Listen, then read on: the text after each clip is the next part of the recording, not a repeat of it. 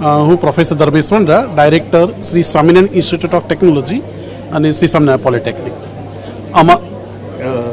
તમે તમારી સંસ્થા કયા કયા પ્રકારના કોર્सेस ઓફર કરી રહ્યા છે અને શા માટે આપને એવું લાગે છે કે જે સ્ટુડન્ટ છે એ તમારી સંસ્થા સુધી પહોંચે એ ફ્યુચરિસ્ટિક એના માટે ખૂબ સારું રહે?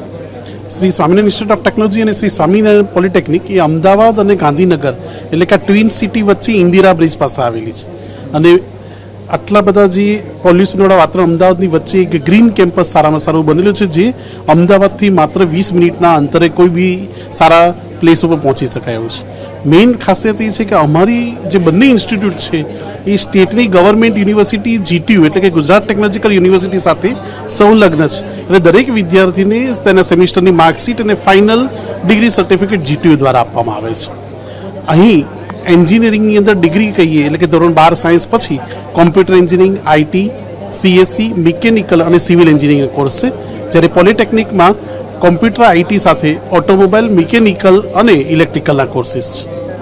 મેઇન વાત કરું તો અત્યારે જે સમય પ્રમાણે શિક્ષણની સાથે સર્વાંગી વિકાસ એટલે કે કેરેક્ટર પણ એક બિલ્ટઅપ હોવું જોઈએ, જેથી કરીને આપણે વિદ્યાર્થીઓ જ્યારે વિદેશ જાય તો ત્યાંના પણ એક નવા પાશ્ચાત્ય વાતાવરણની અંદર આપણી સંસ્કૃતિ જાળવી અને ખૂબ આગળ વધી શકે. ઇતર પ્રવૃત્તિ જેમ કે NCC, સ્પોર્ટ્સની સાથે હવે ભારત સરકાર દ્વારા અમારી એક પસંદ થયેલી ઇન્સ્ટિટ્યૂટ છે કે જેને 1 કરોડનું ઇન્ક્યુબેશન ગ્રાન્ટ મળેલી છે.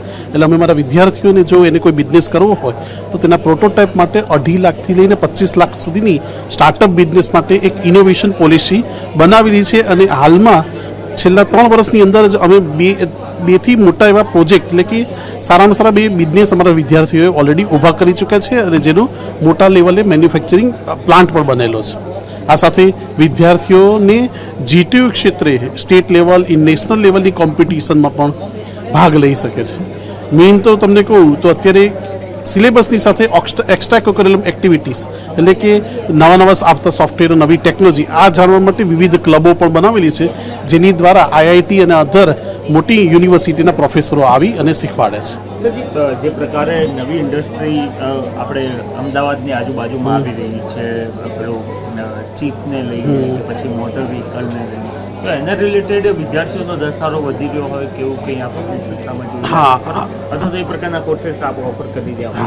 અત્યારે આપ જુઓ છો કે ગુજરાતમાં જે ઇન્ડસ્ટ્રીનો વિકાસ થઈ રહ્યો છે એમાં ખાસ કરીને સેમી કન્ડક્ટર જે ચાઇના અને તાઇવાન હતું તેને મોટી મેન્યુફેક્ચરિંગ કંપની ગુજરાતમાં આવી રહી છે અને એની અંદર જે રિક્વાયર AI કહો, આર્ટિફિશિયલ ઇન્ટેલિજન્સ કે મશીન લર્નિંગ આવા સ્પેશિયલ સબ્જેક્ટ અમે કોમ્પ્યુટર IT અને આ વર્ષે અમે કોમ્પ્યુટર સાયન્સ એન્જિનિયરિંગની બ્રાન્ચ પસંદ કરી છે કે જેની અંદર આ વિદ્યાર્થીઓને અહીં ગુજરાતમાં બેઠા MNC કંપનીમાં કામ કરી શકે.